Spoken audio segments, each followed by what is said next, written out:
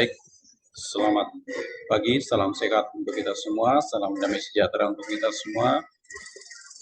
Untuk anak-anak yang tercinta, selamat berjumpa bersama saya Bapak Geribertus, Harian Pemuda. Pada hari ini kita akan belajar tentang kesetaraan kaum pria dan kaum laki-laki. Namun sebelum kita melangkah lebih jauh, mari kita awali dengan berdoa. Dalam nama Bapa dan Putra dan Roh Kudus. Amin. Allah Bapa yang bertakhta dalam kerajaan surga, kami bersyukur dan berterima kasih kepadamu atas anugerah yang Maha berikan dalam perjalanan hidup kami, sehingga kami bisa menikmati hari baru yang Maha berikan kepada kami sebagai rezeki untuk kami. Pada hari ini kami akan mulai belajar tentang kesetaraan kaum pria dan wanita. Kiranya Bapa menuntun kami, membimbing kami, sehingga apa yang kami belajar pada hari ini menjadi bekal dalam kehidupan kami. Tuhan, nama-Mu kami puji, kini dan sepanjang masa. Amin. Dalam nama Bapa dan Putra dan Roh Kudus. Amin.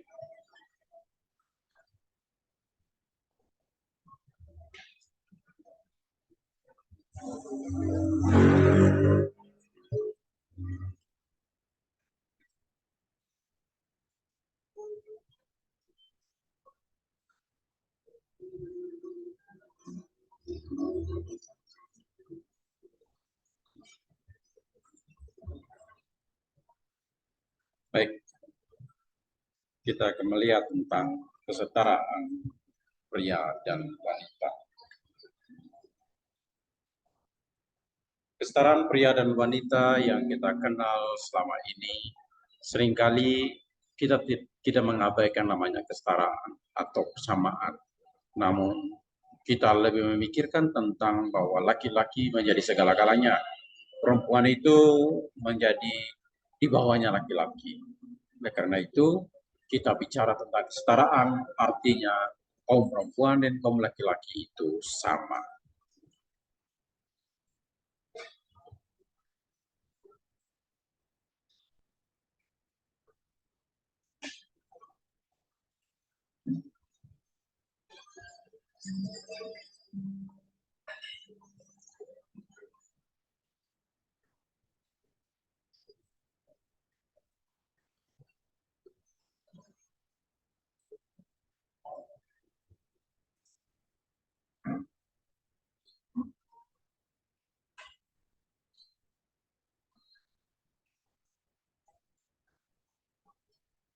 Ya, kita sama-sama lihat soal pemikiran dasar tentang kaum perempuan dan laki-laki, kesetaraan kaum perempuan dan laki-laki. Pada usia remaja, seseorang mengalami pertumbuhan jasmani dan rohania yang sangat besar.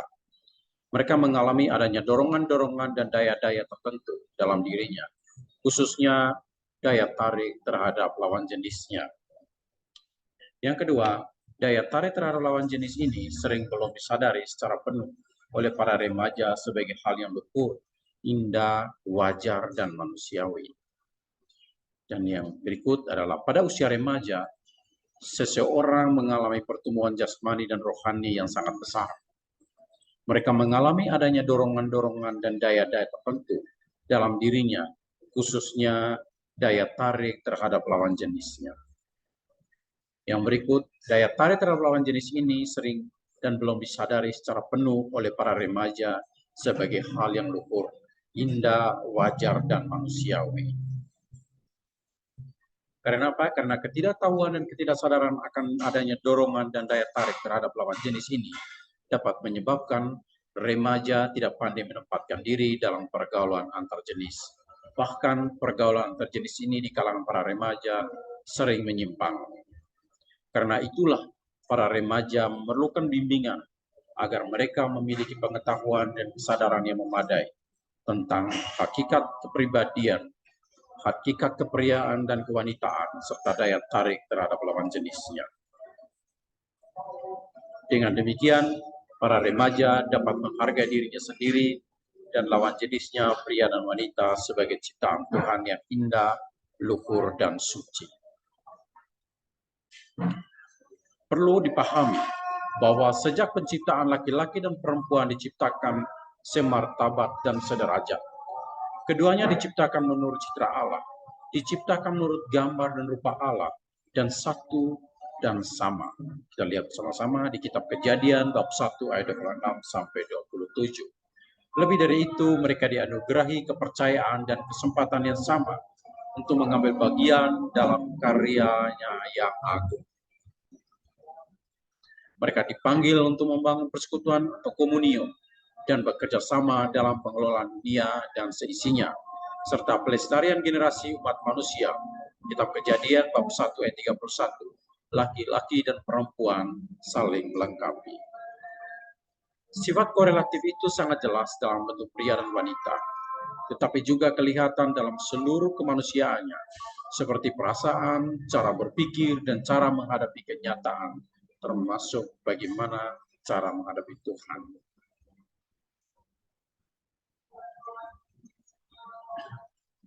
Tuhan mengatakan, tidak baik kalau manusia itu seorang diri saja. Aku akan menjadikan penolong baginya yang sepadan dengan dia. Kejadian bab 2 ayat 18. Laki-laki dan perempuan diciptakan bukan pertama-tama sebagai tuan dan hamba, atau atasan dan bawahan, tetapi rekan yang sepadan. Tugas dan tanggung jawab yang diberikan kepada keduanya sama. Nilai karya dan peran mereka pada karya Allah pada umumnya tidak berbeda. Tidak ada yang lebih tinggi dan tidak ada pula yang lebih rendah. Sabda Allah yang berbunyi, baiklah, kita yang menjadikan manusia menurut gambar dan rupa kita. Kejadian bab 1 ayat 26, dan yang dijadikan itu sungguh amat baik. Kejadian bab 1 ayat 31, menunjukkan perbedaan manusia dengan ciptaan lain. Sabda itu menunjukkan keistimewaan mereka sebagai laki-laki dan perempuan di antara semua ciptaan. Bukan perbedaan mereka sebagai laki-laki dan perempuan.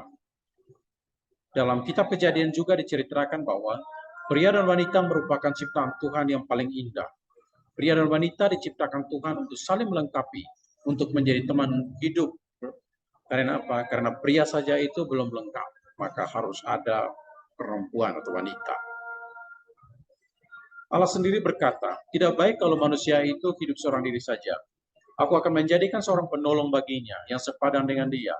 Di kitab Kejadian bab 2 ayat 18. Untuk menyatakan bahwa manusia sungguh-sungguh merupakan kesatuan dengan pria. Bukan Tuhan menciptakan wanita itu bukan dari bahan lain, tetapi dari tulang rusuk pria itu. Maka pria itu kemudian berkata tentang wanita itu demikian. Inilah dia, tulang dari tulangku dan daging dari dagingku. Kitab Kejadian bab 2 ayat 23. Dari kutipan kitab suci di atas menjelaskan bahwa hubungan pria dan wanita adalah hubungan yang suci dan sepadan. Mari kita mendalami kitab suci tentang kesadaran laki-laki dan perempuan. Kita sama-sama mendengar kitab Kejadian bab 2 ayat 18 sampai 23. Tuhan Allah berfirman, tidak baik kalau manusia itu seorang diri saja. Aku akan menjadi penolong baginya dan sepadan dengan dia. Lalu Tuhan Allah membentuk dari tanah segala binatang hutan, segala burung di udara. Dibawanya lah semuanya kepada manusia itu untuk melihat bagaimana ia menamainya. Dan seperti nama yang diberikan manusia itu kepada tiap-tiap makhluk yang hidup. Demikianlah nanti nama makhluk itu. Manusia itu memberi nama kepada segala ternak, kepada burung-burung di udara, dan kepada segala binatang hutan. Tetapi baginya sendiri ia tidak menjumpai penolong yang sepadan dengan dia. Lalu Tuhan Allah membuat manusia itu tidur nyenyak. Ketika ia tidur, Tuhan Allah mengambil salah satu rusuk daripadanya, lalu menutup tempat itu dengan daging. Dan dari rusuk yang diambil Tuhan Allah dari manusia itu, dibangunnyalah seorang perempuan, lalu dibawanyalah kepada manusia itu. Lalu berkatalah manusia itu, inilah dia, tulang dari tulangku dan daging dari dagingku. Ia akan dinamai perempuan sebab ia diambil dari laki-laki. Baik anak-anak, itu adalah bahan renungan kitab suci sebagai pertanyaan refleksi untuk kita. Siapa yang menghendaki supaya manusia laki-laki tidak seorang diri? Kira-kira mengapa? Yang kedua, siapa yang menjadi penolong bagi laki-laki? Apakah yang satu lebih tinggi dari yang lain? Kita lihat sama-sama di ayat 20. Apakah ternak burung sepadan dengan manusia? Jelas tidak. Kita lihat bersama pula di ayat 23. Pertanyaan ketiga, apakah ini pengakuan sederajat atau penganggap yang satu lebih hebat dari yang lain? Realitas yang terjadi bahwa banyak laki-laki ketika berbicara tentang kesederajatan lebih berfokus pada apa yang seharusnya seorang perempuan berbuat baginya. Dan sebaliknya, perempuan berpikir apa yang seharusnya laki-laki berbuat baginya. Selama manusia berpikir seperti itu, maka kesederajatan sulit terwujud. Sebaliknya, kesederajatan akan terwujud bila orang berpikir secara baru. Pikiran baru itu adalah ketika laki-laki mampu berkata, perempuan diciptakan Tuhan sebagai penolong saya. Berarti perempuan itu adalah bukti cinta Tuhan pada saya. Tuhan menghendaki saya berkembang lewat bantuan Dia. Maka saya akan menghormati dan melakukan apapun yang terbaik bagi Dia. Bila saya menghormati dan mengasihi Dia, saya pun mencintai Tuhan. Demikian pula sebaliknya, perempuan berkata, saya telah diciptakan Tuhan sebagai penolong Dia, maka saya akan menghormati dan melakukan apa saja yang terbaik bagi Dia. Sebab hal itu merupakan wujud saya mengasihi Tuhan. Implementasikan dalam kehidupan sehari-hari. Remaja laki-laki tidak akan merasa gengsi bila terbiasa mau membantu keluarga mencuci piring atau masak. Panggilan Tuhan laki-laki dan perempuan adalah masing-masing berkembang dan memperkembangkan diri menjadi laki-laki sejati dan perempuan sejati. Sikap dan keterampilan apa saja yang harus kalian perkembangkan agar menjadi laki-laki dan perempuan sejati? Ungkapan rasa syukur atas jati dirinya sebagai perempuan atau laki-laki yang paling saling melengkapi dan sederajat dalam bentuk doa atau puisi. Baik anak-anak, itu saja pemaparan tentang kesetaraan pria dan wanita, bahwa berharap bahwa kita harus saling melengkapi, saling membantu, saling menolong, saling menopang, karena kita diciptakan oleh Tuhan setara, baik kaum laki-laki maupun kaum perempuan.